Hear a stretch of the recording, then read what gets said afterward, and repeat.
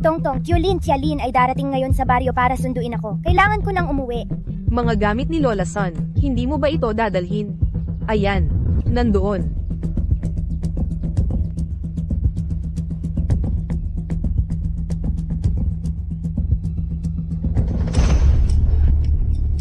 Bakit?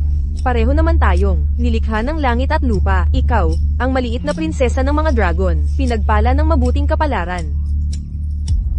Samantalang ako ay itim na ahas na masama at nagdadala ng malas.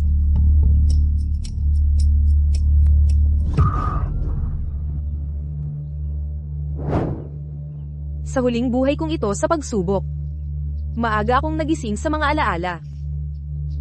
Ito ang pinakamagandang pagkakataon para baguhin ko ang aking kapalaran.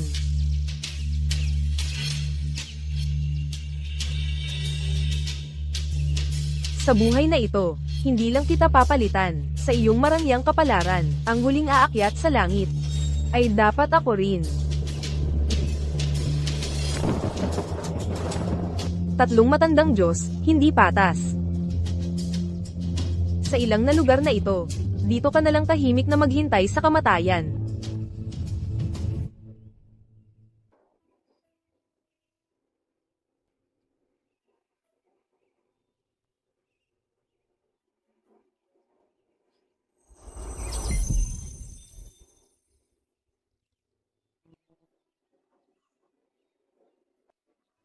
Tialin ay tiyak na hinahanap pa rin ako. Pero napakataas nito, hindi ko rin ito maaakyat. Kuneho, alam mo ba ang ibang daan pa uwi?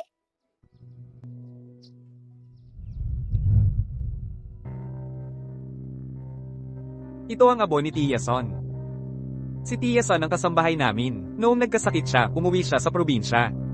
Pagkalipas ng maraming taon, wala pa rin akong anak. Bago siya mamatay, ikinatiwala niya sa akin ang iyong pag-aalaga. Mula ngayon, ikaw na ang minamahal na anak ng aming pamilyang Lin. Tialin, huwag kayong umalis. Ang taong dapat ninyong iuwi.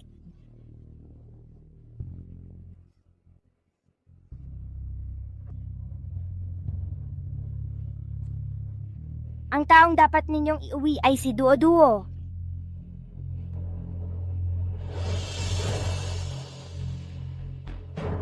Tialin! Multo. Bumaba na naman ang multo. Hindi, ayon kay Lola San, hindi ako multo. Hulihin siya. Multo. Maliit na multo, huwag ninyong hayaang makatakas. Multo.